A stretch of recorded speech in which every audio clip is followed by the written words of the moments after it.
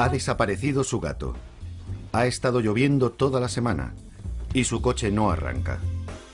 Alguien le pregunta cómo está y usted contesta: estoy muy deprimida, tengo un día de perros. Pero de hecho, ningún experto llamaría depresión a eso. Porque si el gato regresa, sale el sol y su coche arranca, su estado de ánimo mejorará. Mientras que si tiene depresión clínica, se necesita algo más de un día con sol para corregir las cosas que se han torcido en su mente.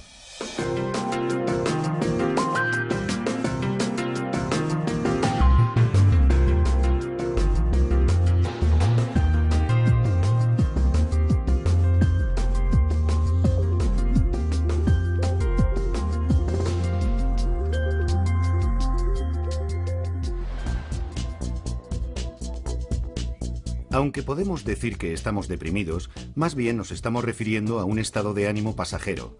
Si en la vida las cosas nos van mal y nos sentimos decaídos, sabemos lo que nos ocurre y podemos hacer algo por nuestro estado mental, pero cuando tenemos una depresión clínica no es tan fácil. Una vez alguien dijo que salir uno mismo de la depresión es igual que tratar de levantarte del suelo tirando de los cordones de los zapatos. Y bueno, si puedes hacerlo, entonces no es depresión, no es de lo que estamos hablando aquí. Felizmente casado y con una exitosa carrera en el campo de la publicidad, Matthew Johnson supo que algo iba mal y se pasó años intentando solucionar las cosas por sí mismo mientras luchaba contra la idea de una enfermedad mental. Creo recordar que tuve mi primer diagnóstico cuando tenía alrededor de 30 años, pero no lo creí y no me lo tomé en serio, porque pensé que no encajaba con quien yo pensaba que era. Creo que es un trago muy amargo de pasar que te digan que tienes algún tipo de problema mental. Y en fin, creo que me he pasado toda mi vida intentando evitarlo. Cambiando de trabajo, de relaciones, yéndome de viaje en coche, moviéndome por el país y todo este tipo de cosas. Y supongo que eso era siempre una forma de tratar de correr más que el perro, lo que yo llamo el perro negro. El perro negro, como Matthew describe su depresión en un libro que ha publicado recientemente, fue un gran paso para un ejecutivo publicitario de gran éxito. La publicidad tiene la finalidad de hacer que las cosas parezcan maravillosas, que todo brille, que sea todo sugerente, y creo que la depresión es todo lo contrario a eso. Me imagino que al escribir este libro, en parte, es como si cometiera una especie de harakiri profesional, o como se quiera llamar. Y para saber realmente cómo podría reaccionar la gente con ello, empecé a mostrarles el borrador del libro y nunca tuve una reacción adversa. Es más, me di cuenta de que todo el mundo tenía su propia historia. El 11 de septiembre de 2001 resultó que Matthew se encontraba a solo unas manzanas del World Trade Center cuando fue destruido. Había estado pensando en este libro mucho tiempo y creo que eso me dio el empuje necesario para hacerlo, porque una semana después estaba en la sala de juntas con la gente del departamento gráfico de la agencia en la que trabajaba y el jefe nos dijo: ahora tenemos que trabajar con más ahínco, tenéis que crear unos anuncios mejores, nuestros clientes nos necesitan más que nunca. Y yo me dije: y una mierda. Eso ocurrió a solo 12 bloques de donde estaba nuestra agencia. Estuvo ardiendo durante 3 meses. Podíamos verlo desde las ventanas y ese fue el momento clave para mí. A Matthew ya no le preocupa cómo pueda reaccionar la gente con su libro. Creo que cómo me afectaba a mí y a mi ego era absolutamente irrelevante, porque pienso que hay mucha gente que necesita ayuda. Y que una de las cosas coherentes que he descubierto escribiendo este libro es que la gente, en el fondo, quiere ser comprendida, quiere que se la entienda, quiere que le confirmen que no está volviéndose loca. Y también quiere tener esperanza. Como bien sabe Matthew, cuando uno está deprimido tal vez no se sienta con muchas esperanzas. Puede que no sienta demasiado. La depresión clínica tiende a invadirlo todo. No es solo una cuestión mental, sino también física. Es muy difícil encontrar la energía necesaria para hacer algo. En realidad tienes que reunir cualquier minúscula gota de energía que puedas encontrar para pasar el día. Además no duermes, tienes insomnio, por lo que siempre tienes déficit de sueño. Es como si todo fuera una gran bola de nieve que al final termina desplomándose a tu alrededor. Y llegas a un punto donde sientes que ya no puedes hacerle frente y que no eres capaz de seguir funcionando. Tu memoria empieza a fallar. Con síntomas así, uno piensa que debería darse cuenta de que algo va mal, pero incluso así no llegaría a pensar que se debe a una enfermedad mental. Al menos 3/4 partes de las personas que veo con depresión, la palabra depresión no es la adecuada para ellas. No la asocian con la percepción de lo que les está ocurriendo. Puede que digan, oiga, es mi estado de ánimo, pero no estoy deprimido. Y sin embargo pueden estar abrumadas por la fatiga, su memoria y concentración estar por los suelos, y tal vez tengan una tremenda dificultad para poder salir adelante con las cuestiones del día a día. Y tú tienes que averiguar el origen de todo esto y decir, bien, no usaremos la palabra depresión, pero vamos a juntar todo eso y verlo como un tipo de enfermedad o estado de salud. Lo llamen como lo llamen, cuando se tiene depresión clínica, la bioquímica del cerebro cambia y los mensajes no llegan de la forma que deberían. Tenemos más de 100.000 millones de neuronas, intercomunicadas por una gran cantidad de uniones. Las conexiones son conocidas como sinapsis. Los mensajes o señales viajan a través de nuestro cerebro a lo largo de las uniones como una serie de impulsos eléctricos, y los neurotransmisores, como la serotonina, son los mensajeros químicos que transportan las señales a través de los espacios sinápticos. Flotan en ellos hasta que se pegan a la siguiente neurona para enviar la señal antes de dar marcha atrás. Si nos fijamos en el cerebro, ¿qué hacen esos neurotransmisores?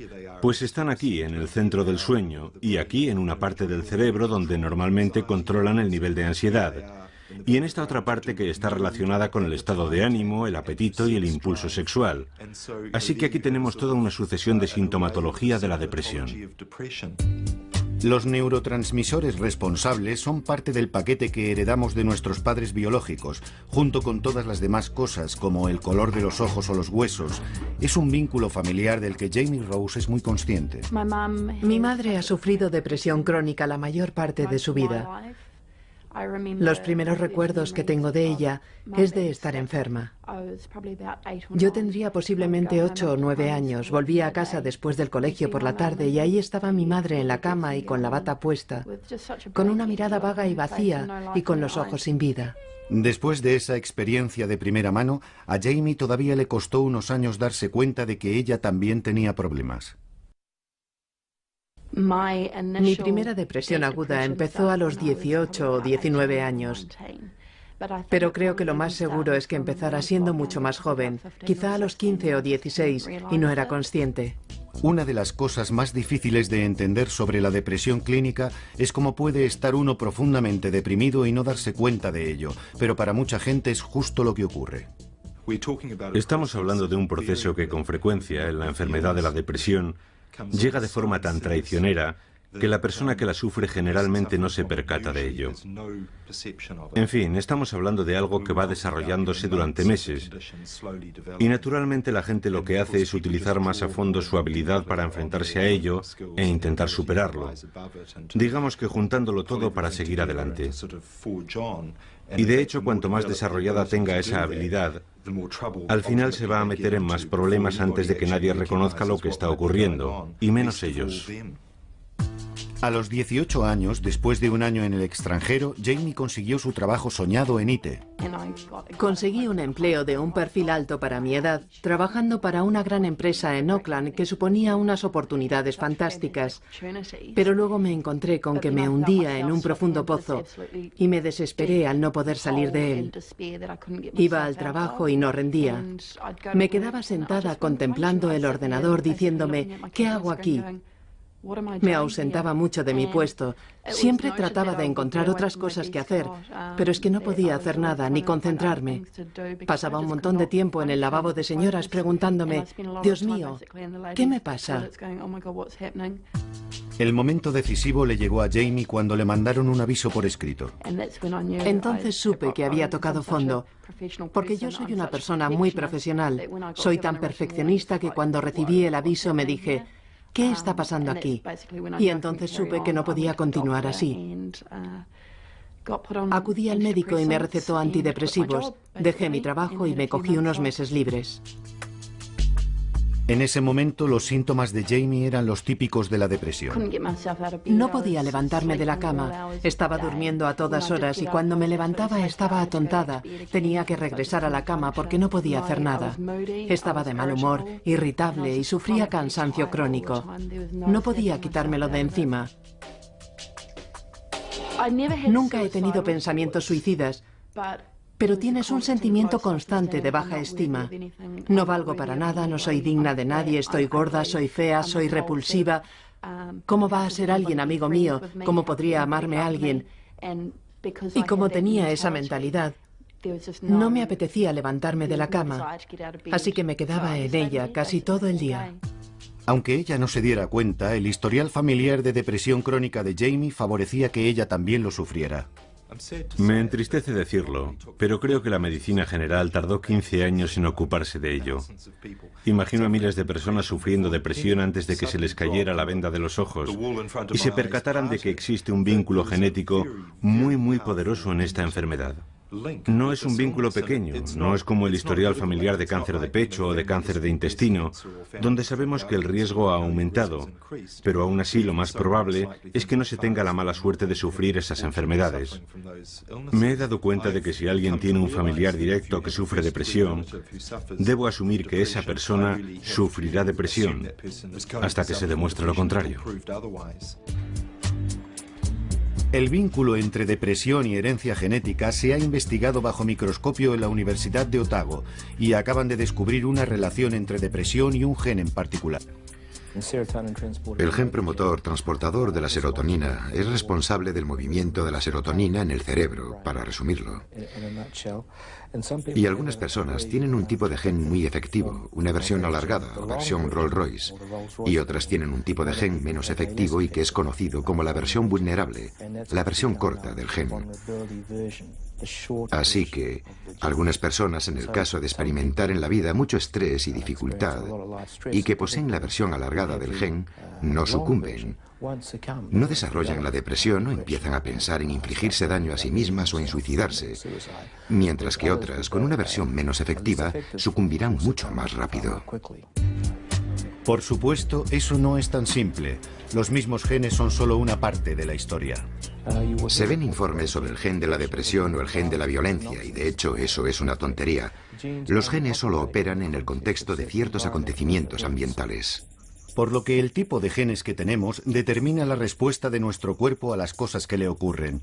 Pero hasta que nos pica un mosquito que transporta la malaria, no sabemos qué versión del gen de la malaria tenemos, o si sufriremos la enfermedad o no. Igual que como muchas otras partes de nuestra salud. Si comemos mucha comida con grasa nos puede causar un problema, pero tal vez no. Todos conocemos a algunas personas que comen dietas altas en grasas, pero no tienen el colesterol alto, y eso se debe a las diferencias en la estructura genética. Lo mismo ocurre con la depresión. Cojamos a 10 personas, todas tienen mucho estrés, con 3 o más episodios desagradables y estresantes. Tal vez hayan perdido su trabajo, quizá tengan algún problema de incapacidad física, alguna relación con malos tratos, pueden haber terminado una relación o tal vez no puedan pagar las facturas, ese tipo de zozobras de la vida. Si supiéramos qué versión del gen transportador de serotonina tienen esas personas, sabríamos que las que tienen la versión del gen protector, solo una de esas 10 personas desarrollará la depresión, mientras que si tienen la versión del gen vulnerable, serían 4 de esas 10. Y lo que este ejemplo también muestra es que habrá 6 personas que no la desarrollarán, lo cual nos indica que tenemos mucho más que aprender sobre la depresión.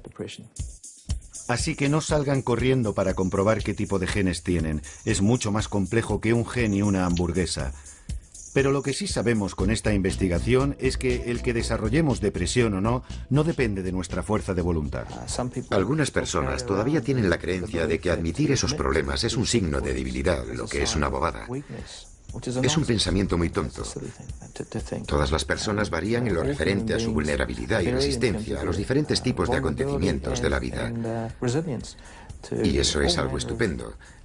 Esa diversidad, porque si uno se enfrenta a la depresión, la buena noticia es que existen tratamientos efectivos. Por favor, hay que aprovecharse de los tratamientos. ¿Por qué aguantar el sufrimiento? No hace falta.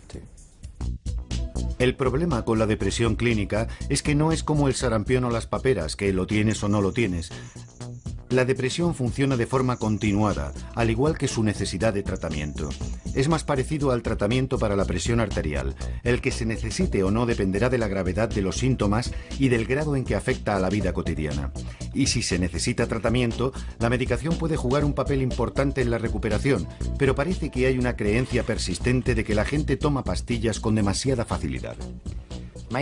Tal vez haya algunas personas que acuden a un psiquiatra, pero a mí me impresiona más la gran cantidad que sigue adelante durante meses o años, aparentando que no les pasa nada, hasta que llegan a un punto en el que dicen: algo marcha mal, necesito tratamiento. No puedo creer que hayan estado resistiendo durante tanto tiempo. Los estudios demuestran que si alguien estaba deprimido hace 20 años, hay un 90% de probabilidades de que no haya sido tratado, principalmente por falta de conocimiento.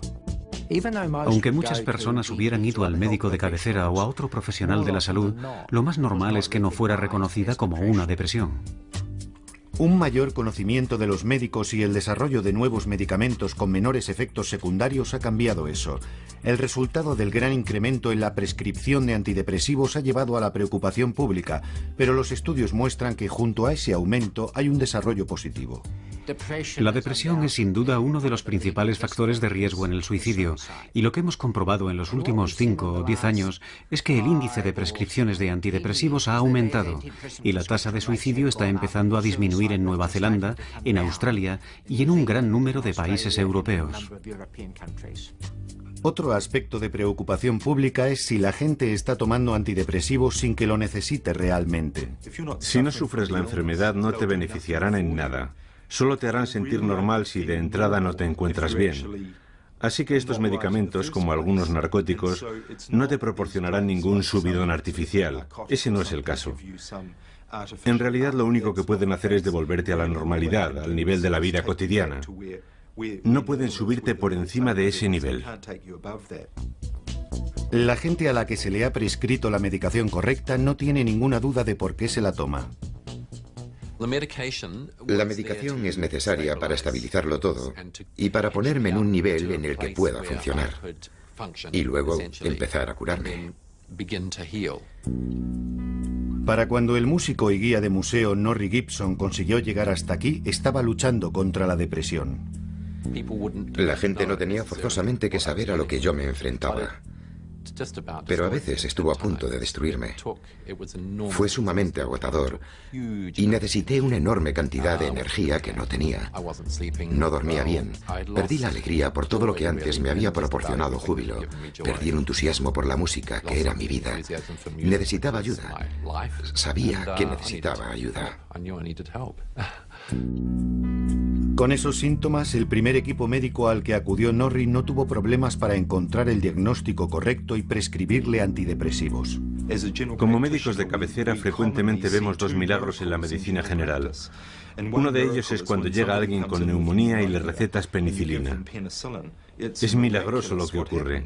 Bueno, 2 días después la transformación es absolutamente llamativa. Un milagro a escala parecida es la transformación de alguien que ha sido diagnosticado correctamente de depresión y recibe el tratamiento adecuado. Hay una transformación milagrosa en esas personas. La medicación me permitió vivir mi vida y hacer cosas que necesitaba. Me ayudó a dormir, algunas veces con más éxito que otras, pero eso fue uno de los puntos clave para estabilizar mi sueño. La medicación que estaba tomando Norrie era para incrementar los niveles de serotonina en el cerebro. Si estamos deprimidos, los niveles de serotonina son bajos. Hay muy poca serotonina flotando en el espacio sináptico para pegarse a la siguiente célula y pasar los mensajes. El SSRI trabaja para incrementar los niveles de serotonina y lo hace bloqueando su reabsorción para que haya más cantidad y mantener funcionando las líneas de comunicación, lo cual con el tiempo se convierte en una visible mejora para muchas personas. Pero aunque los medicamentos pueden ser una parte clave en el tratamiento de las depresiones severas, obtener los adecuados puede ser cuestión de ir probando. La primera medicación que me mandaron fue triciclen y, de hecho, me aumentó el límite de ansiedad de los síntomas que estaba experimentando. Sudaba profusamente, estaba muy acelerado, era más y más activo, cada vez con mayor agitación y más alarmado. Había momentos en que me sentía mareado y como si realmente fuera a desvanecerme. Me hizo polvo físicamente y también a otros niveles, algo terrible. Y naturalmente, me dijeron que continuara con ello hasta que me hiciera efecto. Pero en realidad era insoportable. Al final, Norrie fue enviado a un psiquiatra que le cambió su medicación por SSRI. Muy efectivo, desde casi al principio. Una de las primeras cosas que me dijo cuando me lo estaba recetando fue: si tienes problemas con esto, deja de tomarlo. Vaya, que me dio el margen de tomármelo con seguridad. No sigas con esta medicación si te ocasiona más problemas que mejoría. Así que eso fue tremendamente tranquilizador después de la anterior experiencia. La desagradable experiencia de Norrie no es nada insólito, ni tampoco lo es la reticencia de Matthew a medicarse al principio. Yo, al principio, tenía una sensación de fracaso por tener que medicarme debido a lo que estaba pasando, y fue muy duro. A Matthew también le fue difícil dar con la medicación adecuada para él.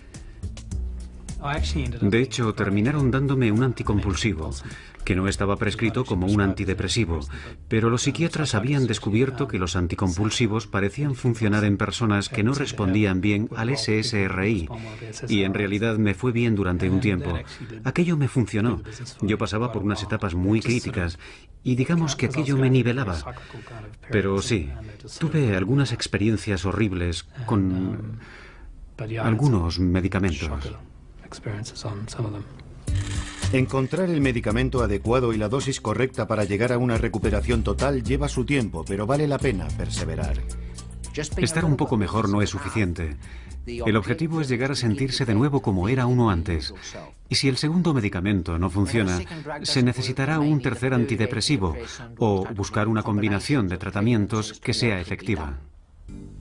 El primer paso hacia cualquier tratamiento, si se tiene una depresión clínica, es ante todo averiguar qué es lo que va mal. Pero Louise Windelborn no tenía ni idea de lo que le ocurría.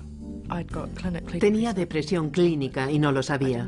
Ni siquiera sabía que estaba deprimida. Lo que me pasaba es que tenía unos pensamientos negativos rondándome la cabeza y mucha gente me decía: oye Luis, tienes que pensar positivamente. Y yo intentaba ser positiva, lo intentaba con todas mis fuerzas y solo sentía que fracasaba porque no podía cambiar mi forma de pensar. En el caso de Louise, su depresión no fue reconocida durante años debido a que se ocultaba tras su adicción al alcohol. La depresión clínica puede destruir carreras, romper familias e incluso ser una amenaza para la propia vida. Pero una vez dictaminada y tratada, hay un índice del 80% de curación. El problema con Louise era que pensaba que su único inconveniente era su dependencia del alcohol, algo que provenía de su primer trago siendo adolescente. Desde luego es bastante memorable porque recuerdo que me sentía muy popular, segura y estupendamente. Y fue esa diferencia lo que me hizo convertirme en adicta y dependiente. Como Louise, muchas personas tratan de automedicarse para la ansiedad y la depresión con el alcohol. Todavía me acuerdo cómo me sentía. Tomarme una copa funcionaba, relajaba mi cuerpo. Y claro, una vez que estaba sobria, tenía que enfrentarme a mi estómago revuelto de ansiedad. Y eso era duro. Pero al final el alcohol tampoco me lo solucionaba y dejé de trabajar. Para algunas personas, si no estás deprimido clínicamente, puede ser el mismo alcohol el que provoque esos problemas. No hay duda de que para algunas personas abusar del alcohol les puede producir toda la gama de síntomas depresivos. En esos casos, si dejan de beber durante más de 2 semanas, muchos de estos síntomas depresivos desaparecerán. Pero si estás clínicamente deprimido, dejar de beber no es suficiente, y para los que lo han intentado y no han conseguido dejar la bebida, un tratamiento antidepresivo les cambia totalmente las cosas. He tenido un cierto número de casos que he tratado con antidepresivos. Y cuando su estado de ánimo ha mejorado, a pesar de la bebida, han sido capaces de dejar de beber justamente porque su estado de ánimo era óptimo. Louise dejó de beber cuando se quedó embarazada, pero los pensamientos de autolesionarse no desaparecieron. Luego, después de una tremenda borrachera, intentó suicidarse. Louise dejó de beber, envió a su hijo a vivir con su padre, emprendió un programa de 12 etapas y esperó que su vida mejorara. Cuando dejé de beber esperaba recuperarme rápidamente.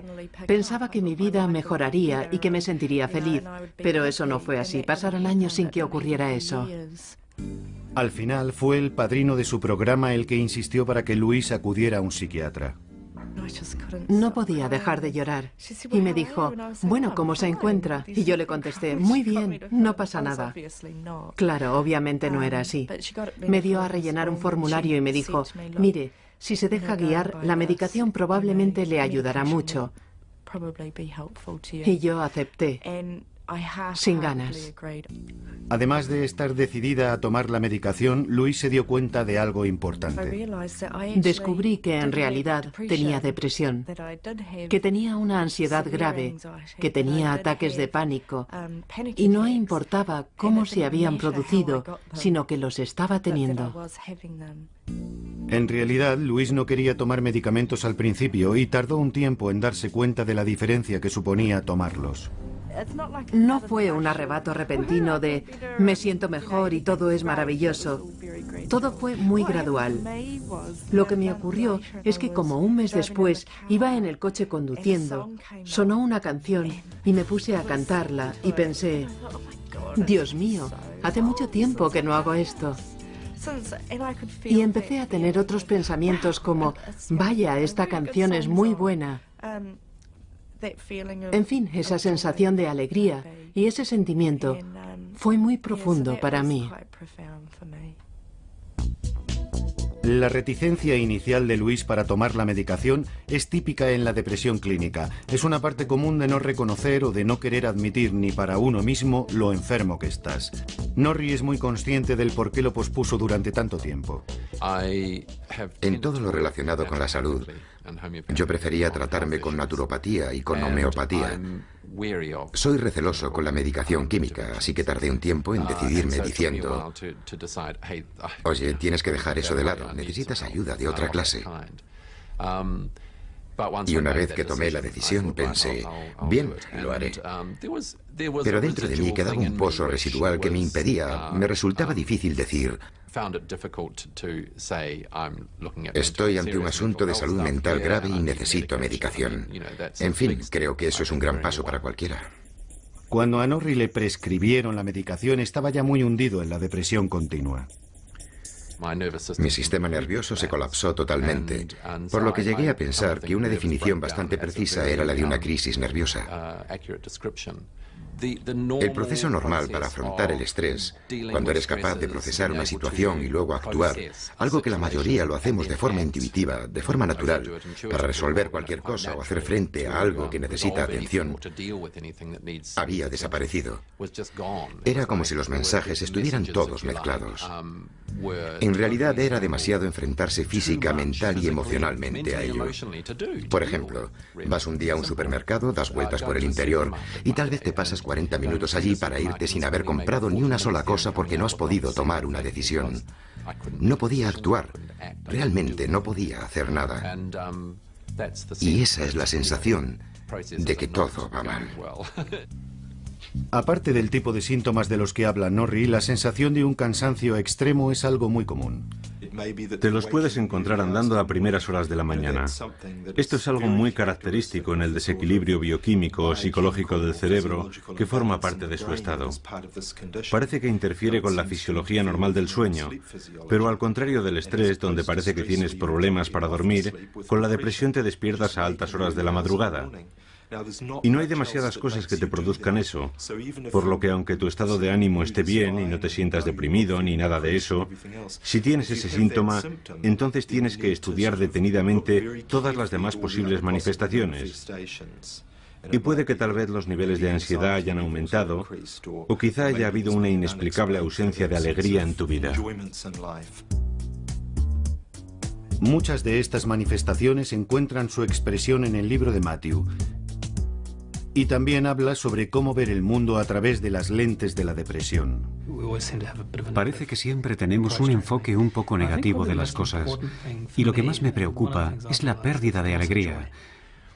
Yo creo que hay dicha en todas las cosas. La hay en una relación, la hay en lo que uno hace. La vida es alegría. La incapacidad para sentir algo llevó finalmente a Matthew a admitir que tenía un grave problema.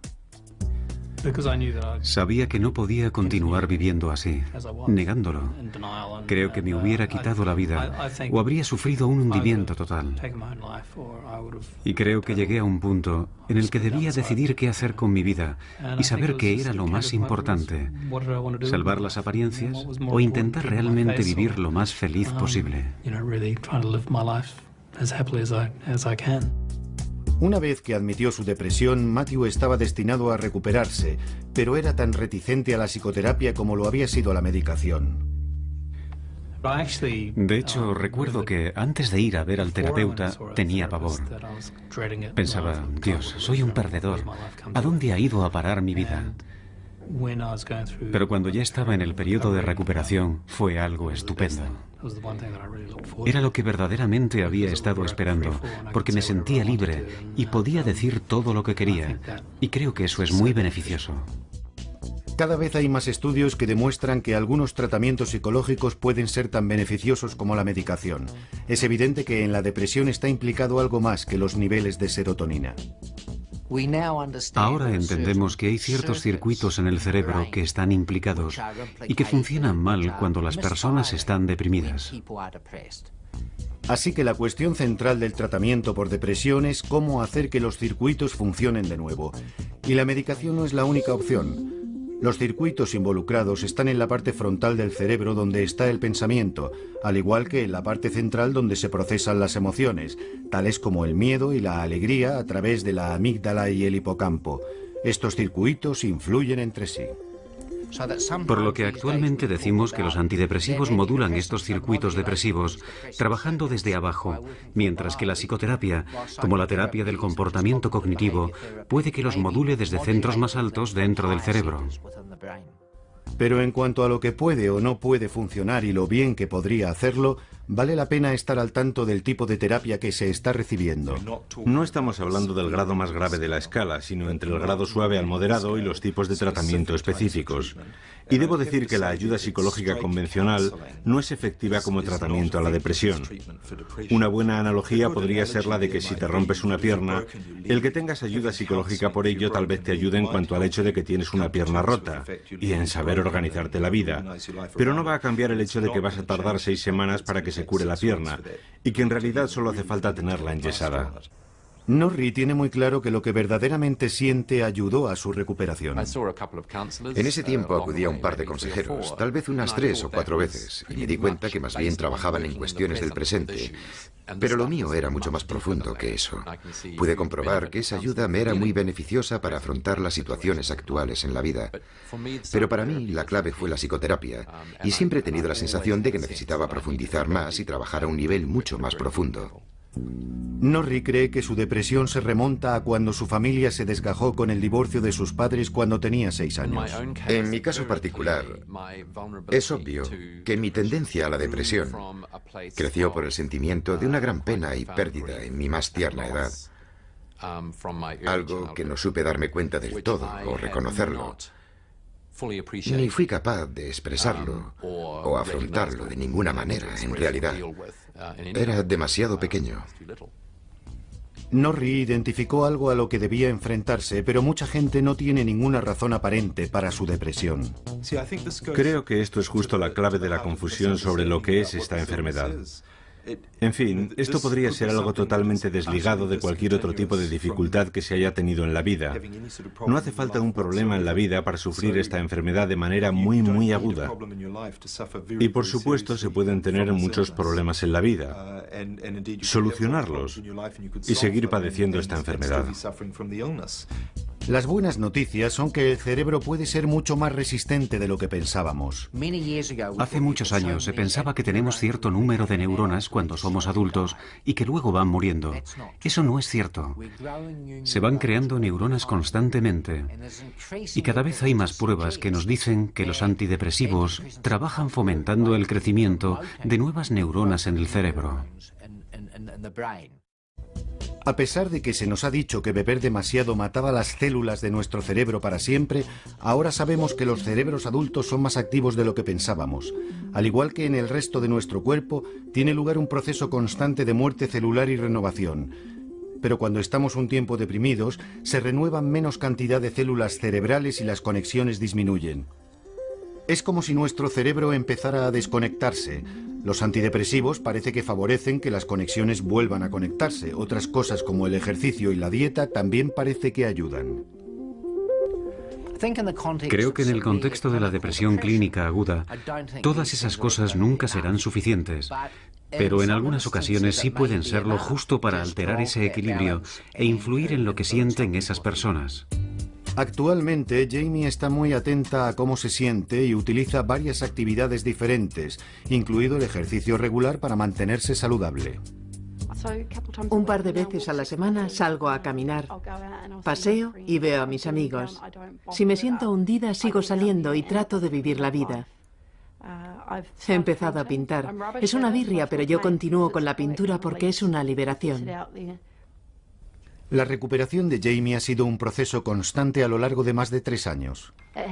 No fue una reacción instantánea, ni fue como, ahora me siento genial. Fue una cuestión de ser constante con todas las cosas. Para Jamie, el ser capaz de disfrutar de todas esas cosas demuestra lo lejos que ha llegado desde la época de su depresión clínica aguda. No hubiera sido capaz de hacer todo esto. Me hubiera sido imposible emprender algo. Cuando no trabajaba, me pasaba el día en pijama. Era impensable que pudiera entenderlo o incluso salir a la puerta. Esos días están ahora muy lejanos y Jamie confía en poder estar sin medicación y no recaer. Pero para Louise es una parte necesaria para mantenerse saludable. Hago lo que debo hacer, estar bien, y para ello tengo que tomar antidepresivos. Me ayuda a que mi mente no salga galopando. Yo no tengo pensamientos autodestructivos como tenía cuando no me medicaba. Así que no lo recomendaría para todo el mundo, pero yo necesito tomar medicación para que no vuelva a ocurrirme, o al menos para aliviarme. Y además también debo ocuparme de otras cosas. Y por supuesto continuar con mi recuperación del alcohol. Según un estudio americano que investigaba los efectos de un tratamiento continuo en personas que habían sufrido 3 o más episodios de depresión, Louise no es la única que necesita antidepresivos para mantenerse con buena salud. Todos los participantes en el estudio habían estado bien durante 6 meses después del tratamiento, el cual combinaba psicoterapia y medicación. De aquellos que habían dejado todo el tratamiento, el 10% siguió perfectamente durante los siguientes 3 años. De los que siguieron solo con la terapia y no con los antidepresivos, el 30% siguió bien. De los que continuaron con la medicación pero no con la terapia, el 80% siguió en buenas condiciones los siguientes 3 años. El motivo principal por el que ese 20% no mejoró fue más bien porque no siguieron tomándola como les fue prescrita. Si esas personas hubieran tenido varios episodios de depresión, entonces muchas de ellas probablemente hubieran tomado antidepresivos de forma continuada para prevenir futuros episodios de depresión recurrente. Y si se deja la medicación, más vale no dejarla demasiado pronto. Mis deseos eran los de no tener que medicarme durante mucho tiempo. Y fue desastroso intentar dejarlo de pronto o querer dejarlo demasiado rápido. Y lo que aprendí de ello fue que necesitaba seguir con la medicación mucho tiempo después de que me sintiera mejor. Y eso fue bastante aleccionador, en realidad. El psiquiatra de Norrie le ayudó a comprender el porqué. Me dijo, vas a notar que llegas a un punto donde te sentirás mejor, pero eso será justo porque empieza a hacerte efecto, de hecho. Así que sigue con la medicación y manténla durante bastante tiempo mientras se va realizando el proceso de curación. Por lo que seguí tomándome los medicamentos, aun después de mejorar, más o menos otro año y medio. Y luego me fue disminuyendo muy gradualmente. Y así pasé unos 8 meses. He oído incontables historias de gente que lo ha dejado demasiado pronto y ha vuelto de nuevo, como al principio. Se mire como se mire, dejar de tomar los medicamentos demasiado pronto puede inhabilitar su propósito. Es parecido a recargar una batería descargada. Si pones a cargar la batería solo unas pocas horas, a la primera mañana fría el coche se quedará de nuevo sin batería. Y es lo que ocurre con los antidepresivos cuando no se toman durante el tiempo necesario para que el cerebro pueda volver a establecer un modelo normal. De acuerdo con la investigación, merece la pena tomarse el tiempo necesario para volver a la normalidad, porque una de las cosas que predice con más coherencia es si vas o no a volver a tener depresión y si estás totalmente recuperado desde la primera vez. Las personas que consiguen recuperarse del todo es más que probable que continúen bien, mientras que el más mínimo y ligero síntoma residual de depresión predice muy claramente que es muy posible que la depresión vuelva a resurgir. Pero tal vez se necesite más de un tipo de tratamiento y mucha perseverancia para conseguir la recuperación total. No hay que aceptar solo ponerse bien a medias. Si se toman antidepresivos y se está un poco mejor, pero no totalmente curado, hay que anticiparse y decirle al médico que nos atiende: no, aunque estoy mejor de lo que estaba, no lo estoy del todo. Las personas que asisten a psicoterapia por depresión tardan menos de un año, tal vez 2 o 3 meses, pero si no encuentran un beneficio real en 2 o 3 meses de terapia, tendrían que preguntarse si esa terapia es realmente para ellos. Si no, deberían probar con antidepresivos, o si no, deberían intentar otro tipo de terapia. No se conformen con "eso tarda un año en que funcione". Luis también piensa que es importante encontrar el profesional adecuado que te trate. He tenido experiencias sumamente negativas que contribuyeron a que mi estado empeorara. Si no te sientes mejor después de que te trate alguien o después de un tiempo prudencial, cuando ves que todavía te sientes peor, entonces inténtalo con otros profesionales.